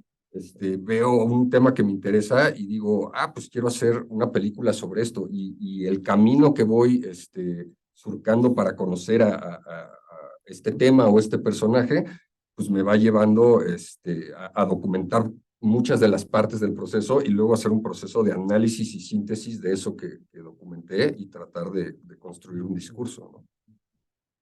No sé si... Pero en ese discurso pensarías en la experiencia, ¿no? De quien consume o disfruta en la fruición de la película o del documental, que ya lo mete a otro mundo, a otra realidad, y eso está más allá de la discusión de ficción o no ficción, ¿no? Que es un poco lo que estás... Sí, pues al final trato de contar esa historia, ¿no? Y es una historia pues muy subjetiva y muy personal de mi encuentro con la información y el tema que estoy tratando, ¿no? Y yo creo que acá para la gente que está escuchando o que verá el video sería importante recalcar y darle la palabra a Sergio para que lo haga. Esta obsesión, digamos, casi enfermiza de distinguir entre ficción y no ficción, verdad y falsedad, y sacar un poco que es la invitación que hace el libro, entre muchas otras, a salirnos de esa discusión estéril de alguna manera, con más efectos políticos y moralizantes que otros, Moralizante sobre todo. y meternos al terreno de la creación y todo lo que puede despegar la creación audiovisual, más allá de esta discusión que hay miles de personas metidas en esa discusión y no han llegado a mucho ni llegarán a más allá de sus propias discusiones, y esto, que lo diga un creador como tú que hace documentales, creo que es muy interesante. Sí, y ahí ves ahí una diferencia y ahí es donde estoy de acuerdo con esa distinción entre del documental, sacarlo del mundo de la no ficción. Digamos, de algún modo, quizá, así como el falso documental es el síntoma del documental, quizá el documental es el síntoma de la no ficción, porque me acuerdo de una conferencia del PG de hace como año y medio, y no recuerdo el tema específicamente, pero recuerdo escuchar en las noticias que se burlaban de algo que dijo el PG en la conferencia, y se burlaban diciendo, o sea, entonces puede ser algo verdadero y falso, o sea, de verdad que cree el presidente que somos unos idiotas, ¿no? Es muy curioso porque en nuestra vida diaria, cualquier persona que alguna vez le ha dedicado 2 minutos a pensar sus propias contradicciones, problemas, se percata enseguida de que sí es cierto que tú puedes creer y no creer algo al mismo tiempo. Cualquier persona lo ha vivido alguna vez. O sea, la contradicción, literalmente cuando uno dice no me lo puedo creer, no es exactamente eso.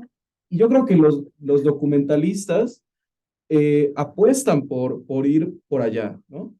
Y los periodistas que están enmarcados en la moralización de distinguir entre verdad y mentira, yo creo que no van por allá, porque el problema de nuevo es, logramos distinguir entre verdad y mentira, ¿no? Logramos dibujar la línea, pero ¿para quién le sirve que la línea esté dibujada, ¿no? O sea, entonces me parece que eso es lo que el periodismo muchas veces no se cuestiona, ¿no? Ese es un gran paralelismo, qué bueno que lo comentas, porque eso además le ayudaría también a estudiosos del periodismo a tener una perspectiva más amplia de su objeto de estudio, justamente porque el documental y el periodismo, desde un punto de vista, tienen una afinidad, un aire de familia con esta idea, la obsesión o el régimen de verdad, ¿no? En sentido positivista. Y muchos que defienden el periodismo lo defienden desde ese ángulo, tristemente, que a lo mejor no es el ángulo más rico del periodismo, ¿no? Este tema de la obsesión por la verdad. En alguna ocasión me tocó escuchar en un congreso, no pude evitar reírme, me dio un poco de pena porque tenía activado mi micrófono, en la sesión de Zoom, pero me reí cuando esta persona con la que compartía mesa estábamos discutiendo y llegó a decir, es que tú no le estás entendiendo porque el periodismo es la búsqueda de la verdad. Sí. O sea, dije, bueno, o sea, yo creo que los estudiantes de periodismo de licenciatura se percatan de lo ingenuo que es eso. Ya no se diga a alguien que se Es una supone. etiqueta, es un mantra que se repite y no se cuestiona, no se analiza, no Claro, se y el profundiza. problema no es que el periodista miente, es decir, es muy sencillo saber si el periodista miente. O sea, dijo que había 3 personas, pero habían 2, se acabó, ya se acabó la discusión, ¿no? El tema es, el siguiente nivel es preguntarse, bueno, ¿a quién le conviene decir que sí había las 3 personas, ¿no? O sea, ese es el punto que me parece, con lo que comenta Hernán, o sea, eso es justo la razón por la que creo que se debe de sacar al documental de los discursos de la no ficción, porque el documental no apuesta solamente por decir algo, sino por ofrecer un sentido, creo yo, ¿no? O sea, es decir, los discursos de la no ficción ofrecen, para decirlo así como en términos semióticos, ¿no? Los discursos de la no ficción ofrecen un significado, pero creo que el documental ofrece un sentido, ¿no? O sea, ofrece una postura con la que podemos discutir, no estar de acuerdo y demás, pero eso me parece mucho más profundo que el arrojar datos, por más que estos sean verdaderos, ¿no? O ciertos. Si les parece, vamos a escuchar a otro de los comentaristas, que es Tania Daniela, antes de darle la palabra a Diego. Voy a darle la palabra a Tania Domínguez Olivares. Ella es estudiante de la maestría en comunicación. Ella es socióloga de profesión y actualmente, pues como ya decíamos, estudia de tiempo completo la maestría en comunicación aquí en la Ibero. Tania Domínguez Olivares centra su trabajo de investigación en la biopolítica y en la pandemia por COVID-19. Es además fotógrafa autodidacta desde hace casi 10 años y es aprendiz de cineasta. Así nos dice ella. Seguramente sabe mucho más de cine que varios, así que Tania Daniela, ¿nos escuchas? Vamos a ver, voy a permitirte que puedas activar tu micrófono. Dame un minuto. Vamos a ver.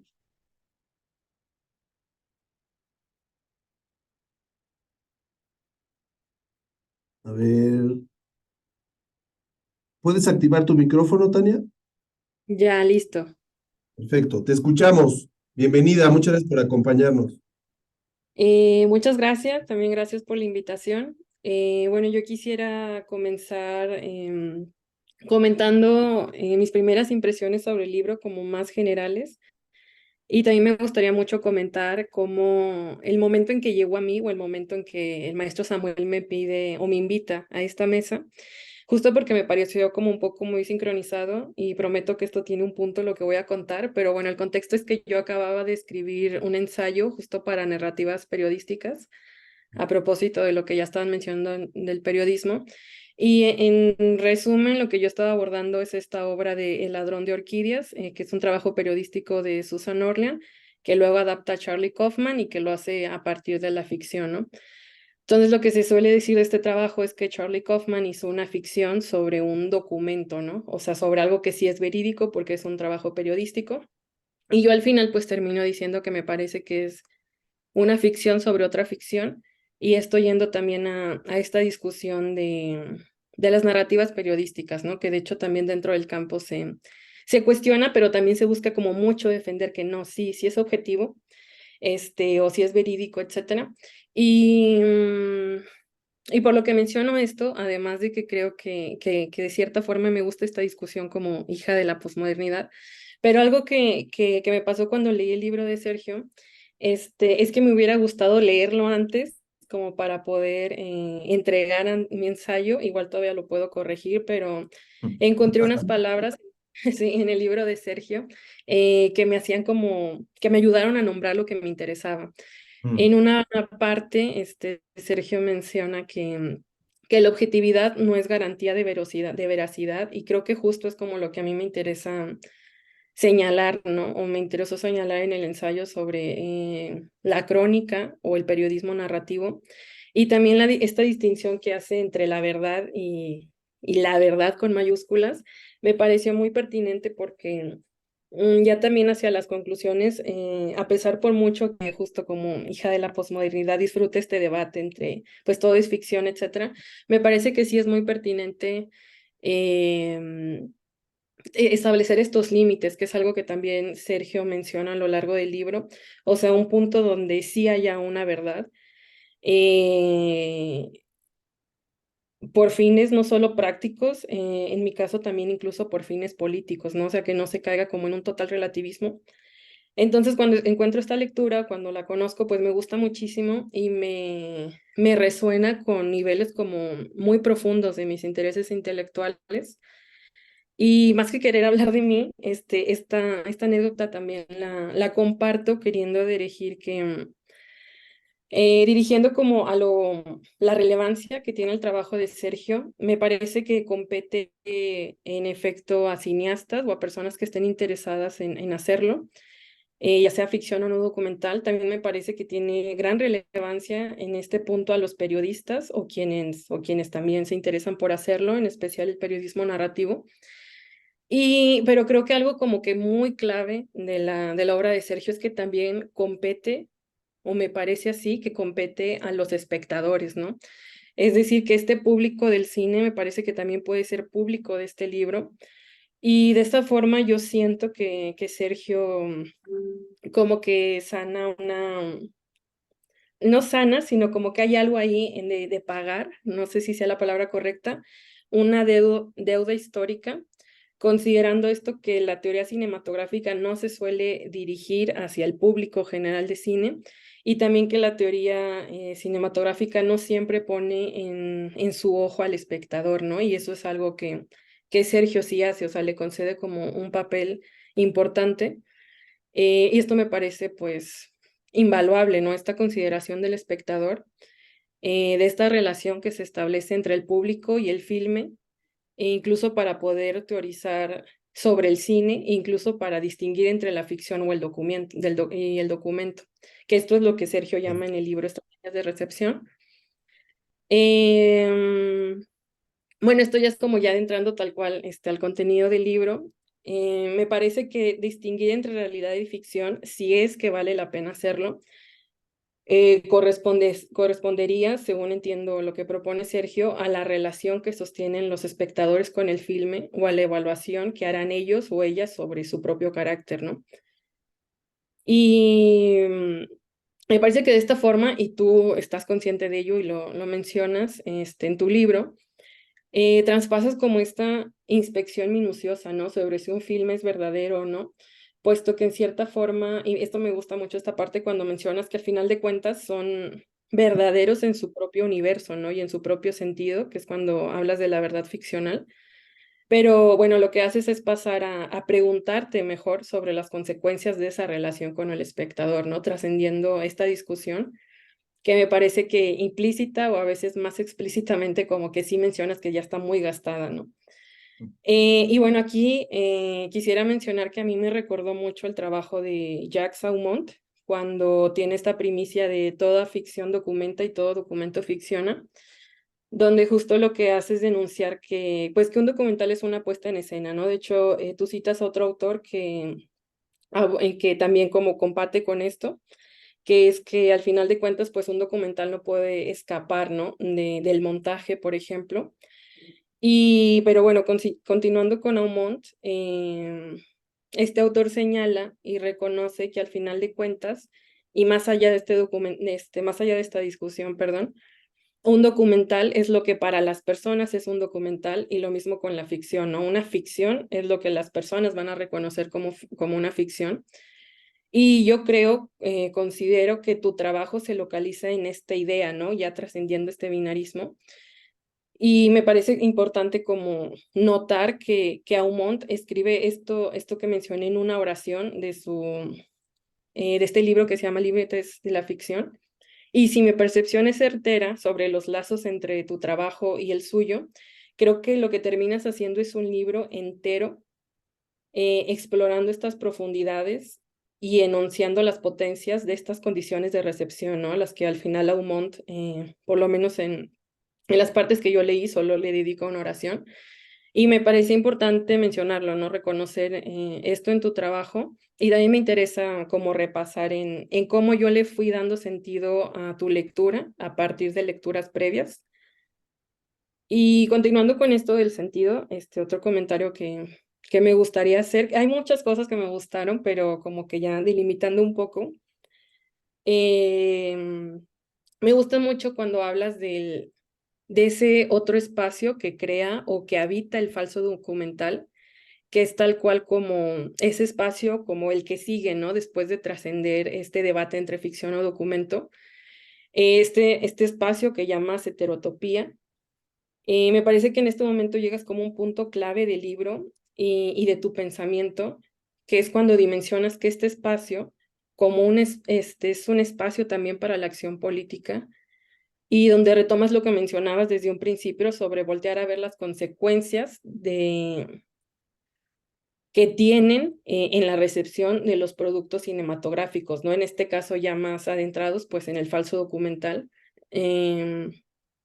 Y creo que es en este momento que me parece muy clave justo por esto, porque comienzas a dirigirte a una cuestión política tal cual, y donde incluso se conecta con lo que yo señalé en un principio, de cómo que brindas, este papel que brindas a los espectadores, ¿no? A quienes establecen una relación, ya no solo con el cine, sino con el falso documental.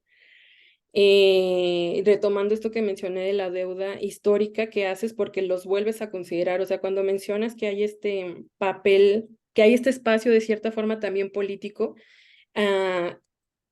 haces como inviertes, ¿no? Esto que podría ser una crítica, pues a muchas teorías de la comunicación o estudios de la comunicación donde el receptor o el público se le suele poner como público masa, ¿no? O acrítico, pasivo, únicamente receptor, etcétera. Y bueno, continuando con este espacio, al finalizar, ya con esto termino, hablas de las proyecciones del futuro y de hecho te cito esta frase, está en el libro. Nuestro futuro solo tiene sentido gracias a las ficciones que hacemos al imaginarlo. Y creo que esto lo uno con unas ideas que dices unas cuartillas anterior, que habla sobre los universos paralelos que se pueden crear con la ficción, incluso hablas como de este juego con las nostalgias, con pasados que no pasaron, con futuros cancelados, en fin. Y cuando reconoces esta potencia política de la ficción, o así la entiendo, de poder imaginar otros mundos a final de cuentas, encuentro, y me pareció como muy importante comentárselo y comentártelo a ti, Sergio, me recuerda mucho a la obra de Castells, de Comunicación y Poder. En un punto él describe estas formas que le parece que vivimos el tiempo, ¿no? En esta etapa del capitalismo, habla tal cual de una conquista del tiempo y de una colonización del futuro que se da en este tipo de proyecciones que pueden ser, no sé, desde urbanas, económicas, políticas, donde se traspasan los valores dominantes del presente al futuro, ¿no? Se da como adelantarse a conquistar el futuro. Y aunque esto lo menciona en un inicio, este Castells, ya al final en las conclusiones lo retoma, y a esto lo conecto con tu libro, lo retoma cuando señala que las relaciones de poder se construyen en la mente humana y la construcción de significado en la mente humana depende de flujos de información e imágenes procesadas en las redes de comunicación.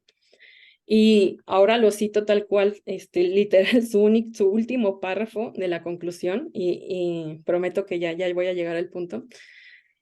Menciona, así que, si piensa de otra manera, las redes de comunicación funcionarán de otra manera, con la condición de que no sea usted solo, sino muchos los que estamos dispuestos a construir las redes de nuestras vidas.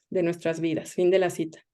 Y esta primera parte de esta frase, de este último párrafo que dice, si piensa de otra manera, las redes de comunicación funcionarán de otra manera, me es inevitable no ligarlo, aunque sea con otras palabras, con otras teorías y con otra rama de estudio incluso, pero con lo que tú estás reconociendo y defendiendo de la potencia de la ficción en el falso documental. Y me parece que en su sentido más estricto relacionado a la capacidad y el poder de la imaginación y poder en su sentido político. Este ejercicio de imaginar otros mundos, otras condiciones, otros escenarios donde pudieron o podrían haber sido diferentes las cosas, esta capacidad, en pocas palabras, de retar a partir de la ficción las condiciones sociales en las que vivimos, me parece que es como el punto como alto, ¿no? De tu obra, porque me parece como todos los recorridos que vas haciendo, todas las elaboraciones teóricas que haces, y al final cuando lo aterrizas en lo político, como que bueno, pero como que muestras tus intereses, ¿no? O sea, esta pasión por discutir de este tema, pero al final me parece que de cierta forma te posicionas políticamente, y me parecía pues muy importante rescatar esto, y esos serían pues todos mis comentarios. Muchas gracias, Tania, por tus palabras. ¿Quisieras comentar algo, Sergio? Pues también te agradezco mucho, Tania, por tu lectura, por el texto que preparaste y de nuevo, como cuando leyó Hernán, también es maravilloso pensar cómo en el libro diferentes partes le llama a diferentes personas. Y pues nada, te agradezco, me parece que sin duda hay varios asuntos que podremos también discutir. Yo quizá hace rato cuando empezamos la presentación yo decía que el interés era sacar el libro de los estudios de audiencias y con esto que tú enfatizabas de cómo el libro trata de devolverle un lugar al espectador, estoy de acuerdo, esa era la intención. Y quizás nada más precisar, ¿no? Para quienes no han leído el libro todavía, es devolverle el lugar al espectador, pero no el lugar de la audiencia, sino su lugar como espectador, o más bien como espectatorialidad. Entonces, ese es un lugar clave, porque, digamos, ahorita Tania decía como los estudios de cine tienen una deuda con el espectador. Sí estoy de acuerdo. Quien no está clavado en el asunto creería cómo va a tener una deuda si hay un montón de estudios sobre espectadores en el cine, ¿no? De hecho es lo que más abunda precisamente, los estudios sobre espectadores y espectadoras en Pero el cine. diluyen la verdad. Pero claro, es desde una dimensión cuantitativa y positivista. Y el libro trata de hablar del espectador, pero como bien dice Tania, para darle la posibilidad de que tome un lugar protagónico y asuma su sitio en el cine, ¿no? Me parece que eso es algo que le agradezco que haya destacado porque también era un asunto importante para el libro. Un comentario rapidísimo de esto, porque esta es una cuestión lacaniana. No soy yo quien ve el objeto, sino es el objeto el que me mira a mí y me dice, ¿qué posición tomas tú respecto a esto que acabas de ver? Eso es una inversión dialéctica hegeliana retomada por Lacan, básicamente. Bueno. Destacada oportunamente por Tania. Así es, exacto. Te agradezco, Tania. Muchas gracias, Tania. Bueno, ahora vamos a escuchar a nuestro tercer invitado, que es Diego Alba. Voy a leer su ficha curricular. Él es licenciado con mención honorífica en Literatura Dramática y Teatro por la UNAM. Fue finalista del Premio Nacional de Dramaturgia Joven Gerardo Mancebo del Castillo en 2020.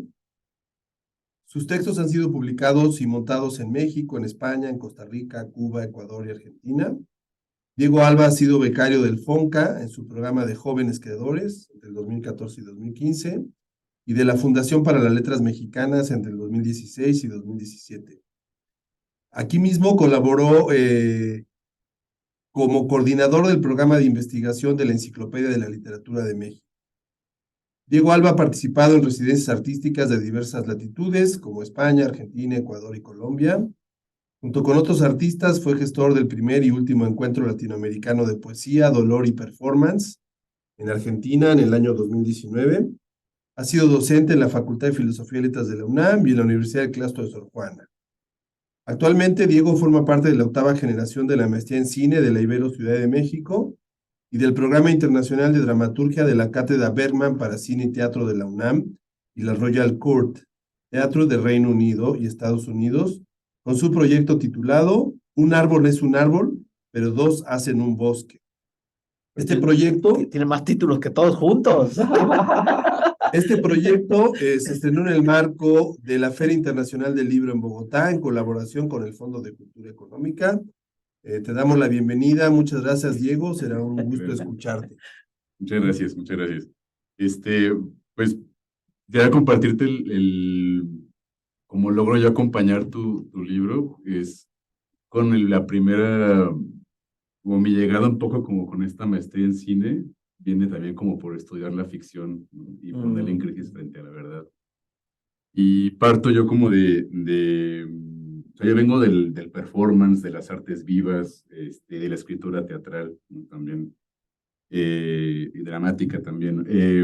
Pero recuerdo que mi primera crisis de ficción fue cuando le mentí yo a mis padres para que me dejaran acá en la ciudad de estudiar teatro.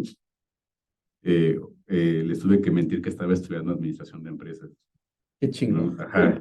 Maravilloso. Hasta que, Que es un poco lo mismo, ¿no? sí, ¿Quién es un administrador de empresas sino alguien que hace mucha faramaya también? totalmente, totalmente. Entonces, eh, esa ficción me duró un año y medio, una cosa así, hasta que mi mamá como que se la olía. Tengo tatuado y dijo, no, No, porque además hay registro de eso, o sea, hay documento de eso, o sea, de que yo me iba a la facultad de contaduría a tomarme selfie, mandársela a mi mamá y hacerle creer que... eso es en serio. Sí, sí, sí, existen esas fotos y me salen en Yo no sé Facebook. por qué no has hecho el documental todavía, ¿no?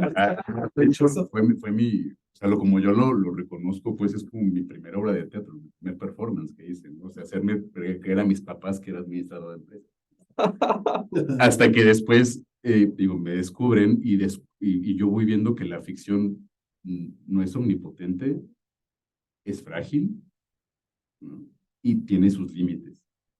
La ficción. La ficción, ahí dije, la ficción es algo que se agota y que se agota fácil y que me quedaba corta, ¿no? Entonces, pues fui siguiendo en mi formación, ¿no? Como teatrero, investigando más como hacia las performance, siendo el performance como una estética de lo real. Me metí como ondas de activismo, me metí a ondas, como a conocer a diferentes performers y artistas de artes vivas como a nivel Latinoamérica y todo. Y justo veíamos, o sea, cosas como de Lacan en la que ponemos en crisis qué onda con la verdad, qué onda con la ficción, qué onda con la no ficción, qué onda con el documento, siendo que el documento es su propio cuerpo, ¿no? Entonces, no puede, así, está raro que se llame no ficción, está raro porque aquí estoy, ¿no? Entonces, justo, pues preparé este texto que es como logro yo acompañar tu libro.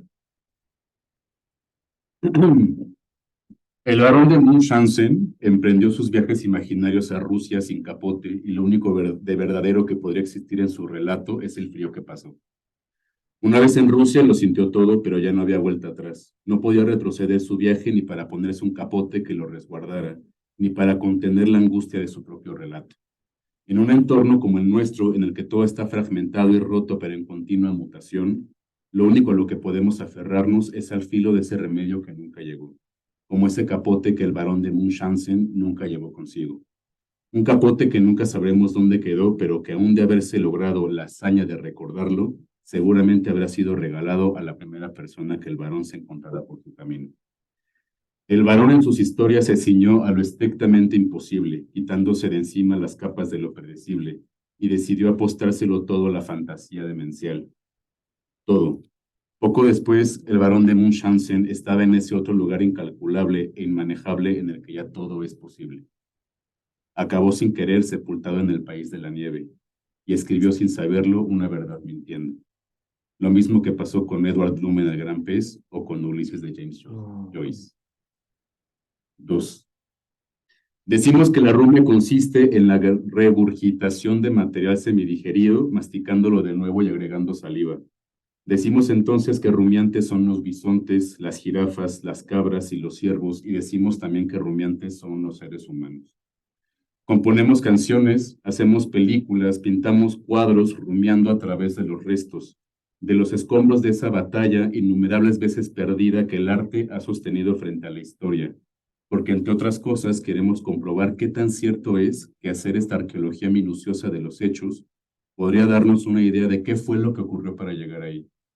Sin embargo, por más conocimiento que genere esta arqueología, por minuciosa que sea, no deja de ser ficción. Y eso está bien. Que las cosas sean ficción está bien, porque el que lo que sean porque el que lo sean no les quita verdad. La verdad nos ha sido inculcada como concepto, sin embargo, esto no la hace legítima ni incuestionable, ni mucho menos infalible. Si la física fuera lo que dijera ser, no se caerían los aviones. Si la arquitectura fuera lo que dijera ser, no habrían grietas en las casas. Esas caídas de aviones, esas grietas son la demencial apuesta de la poesía. Yo abrazo que todo conocimiento es una ficción y por lo tanto no hay ni debería haber una ficción más verdadera que otra.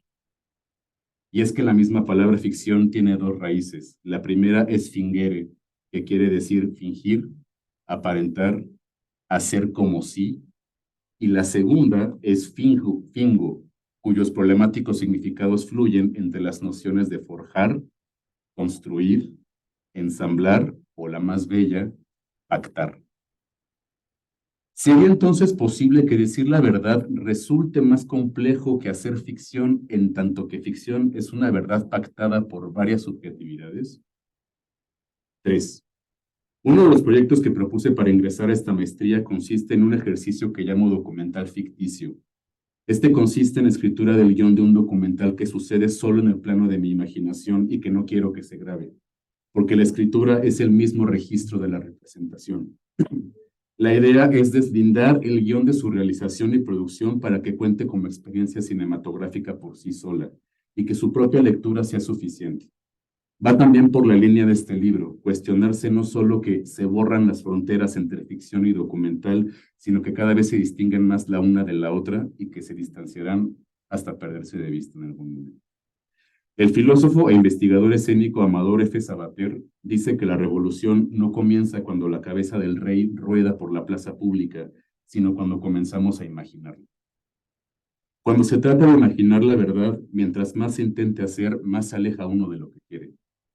¿Qué diferencia podría haber entre contar lo que quiero que me crean a contar lo que de mí se quiera creer? Ya está ahí. Muy bien, Diego, muchas gracias. Muy provocador, estimulante. Pues escuchamos ya a nuestro tercer comentarista, a Diego, y no sé si quieras hacer algún comentario, algún diálogo con lo que él presenta, también performáticamente de alguna manera, como ya nos platicó él, ¿no? Pues gracias, Diego, también. Pues sí, la verdad es que salgo de aquí con el ego muy inflado, porque, porque tres personas... 4. A 5. O sea, lo iba a decir por los textos, ¿no? Ah. Que escribieron un texto sobre mi libro y eso, pues para mí me llama de mucho orgullo, la verdad, ¿no? Y también de mucha humildad porque, de nuevo, para mí resulta evidente cómo se abstrae una diferente lectura, sea uno documentalista, sea uno dramaturgo, o sea una investigadora de la comunicación. Y esto, eso me resulta maravilloso y cada vez que pienso en el asunto del barón de Munchausen, pues por supuesto que pienso en la idea de levantarse de la silla, pero agarrándola de la base, ¿no? Y me parece que algo tiene que ver con esto de, cuando tú decías cómo la ficción de algún modo te quedó corta, esta idea de levantarse junto con la silla, pero agarrarla de la base, enseguida pienso en la idea lacaniana de pasar de la impotencia a la imposibilidad y digamos de algún modo el paso, el regreso o tu regreso a la no ficción fue a través de la ficción, es decir, vivimos en el mundo de la no ficción, pareciera, conocemos la ficción o nos volvemos cinéfilos o nos encantan las artes, ¿no? Y luego tú de algún modo regresas a la no ficción, pero este regreso no es un regreso al estado anterior, sino es haber atravesado la ficción. Y eso me parece a mí clave, me parece clave cómo introduces al cuerpo, ¿no? A través de lo que se regurgita o del frío que se pasa. Es decir, no es otra vez un asunto de una simple frontera, sino un asunto de cómo uno se implica, en tu caso, en el cuerpo. El caso de Hernán, desde las decisiones creativas. El caso de lo que mencionaba Tania, desde las decisiones epistemológicas, ¿no? Y eso, pues para mí, de verdad que les agradezco y estoy muy conmovido con los textos porque me percato cómo, de algún modo creo que yo tenía la razón cuando cuando apostaba por implicarse subjetivamente, que es el punto del libro, y al mismo tiempo me percato de lo corto que me quedé, porque porque yo no soy documentalista, porque yo no soy teatrero, porque yo no tengo la formación o los intereses que Tania tiene. Y eso pues eso muestra que el libro, como era su intención, es nada más la plataforma para construir algo con él. Y eso, pues eso me quedo también con tu texto. Entonces, digamos, si mi texto te ayudó a pensar tu documental ficticio, pues a mí me encantará verlo también, ¿no? Entonces agradezco también el texto. Leerlo porque no se Leerlo va porque no se ve. Claro, este equívoco que acabo de cometer, porque claro, ese era el punto, ¿no? Me acordé ahorita de estas películas que están hechas para no verse. Digamos, el caso más famoso es esta película que está protagonizada por John Malkovich, seguro conocen el caso, ¿no? Que no se va a estrenar sino hasta dentro de 100 años, ¿no? Hubo un performance en video de un artista británico que hizo pues es un documental, creo yo, que se llama Pintura secándose en la pared, y es eso durante 10 horas. Y era un asunto en contra de la censura británica, porque los censores tienen que ver todo el material. Entonces, hubo alguien que se sentó durante 10 horas a ver un video de 10 horas de pintura secándose en la pared. O esta película Ambience, que es una película que dura un mes. O sea, literalmente dura 30 días, ¿no? Entonces, es cine que está hecho para no verse. Eso es algo muy extraño, ¿no? O sea, porque parecería exactamente lo contrario del cine, ¿no? Pero creo que uno lo entiende cuando se percata de cómo hay una implicación del realizador en eso, ¿no? Sí, por ejemplo, también en una residencia que hice en Ecuador hicimos un performance con unos cangrejitos que fosforecen solamente en ese momento del año, y solo como en esa parte costera como de Ecuador. Sí. Y las cámaras que llevábamos no alcanzaron a registrar esa danza de los cangrejitos que fosforecían, ¿no? Que además era como hicimos como una coreografía ahí con ellos y todo. El documento también se agota. Claro. ¿No? O sea, no hay registro de esa danza de los cangrejitos, porque no llevamos, supongo, la resolución o la lente correcta, ¿no?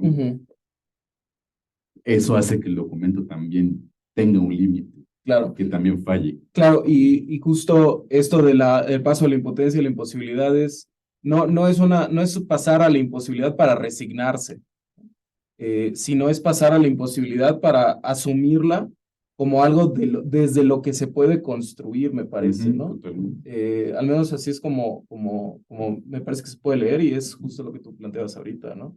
Eso me parece muy chingón. Claro que sí. Bueno, pues para ir cerrando esta actividad académica, no sé si alguien de las personas que están conectadas quisieran hacer alguna pregunta o comentario a Sergio o alguno de los comentaristas.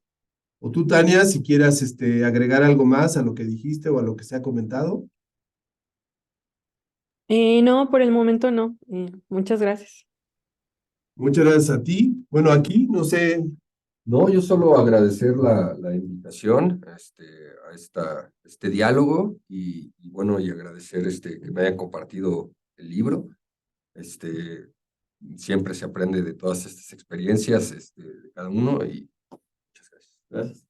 Muy bien, en tu caso, ¿algo más que quieras agregar, Diego? Nada más, muchísimas gracias por la invitación y estuvo increíble el diálogo. Muchas gracias. Sí, bueno, yo aquí quiero obviamente volver a felicitar a Sergio y también felicitar a Carlos porque, bueno, él como editor o responsable del consejo editorial de nuestro departamento tuvo el tino de meter este hilo del discurso académico, ahora académico, ¿no? Aunque análisis no está en ese terreno. Hay que decir solamente una cosa muy importante. El director de la tesis, del cual el resultado esto, que es más o menos unas 2/3 partes de la tesis, es Lauro Zavala. Es alguien muy importante a nivel de estudios cinematográficos. Sí, Lauro Zavala, Vicente Castellanos, Carlos fue lector, Rodrigo Martínez y la doctora Lourdes, pues fueron personas muy clave para la construcción del trabajo. Sí, también vale. Hay que felicitarlos también, claro, y bueno, recordar que este libro fue publicado por la Universidad Iberoamericana y está disponible en físico y en ebook a través de las diferentes plataformas aquí en la Ibero o en algunas librerías virtuales. Tiene 36. 360 páginas, Ah. bueno, ya con la bibliografía, 359. Y vale mucho la pena por lo que ya se comentó aquí durante estas 2 horas. Y bueno, recordar que en este libro, pues hay, como en otros textos también, como el que presentamos de la venganza de la TV, hay una apuesta por abrir la mirada que va más allá del campo de la comunicación, visto de manera muy reduccionista. Vistos de otro ángulo, puedo decir que tiene mucho que ver con la comunicación o con todo lo que es la comunicación en su amplitud, en su perspectiva transdisciplinar. Y bueno, esa es una invitación justamente a que las personas interesadas se acerquen a este tipo de materiales, nos ayuden a difundirlo. Y bueno, esperemos que las próximas publicaciones de Sergio nos puedan llegar también para discutirlas y dialogarlas. Así que bueno, ¿algo que quieres comentar, Carlos? Yo hablo mucho. Venga, pues queremos agradecerles a las personas que se conectaron, saludarlos por Facebook o por Zoom. Muchas gracias por habernos acompañado y buenas noches a todos.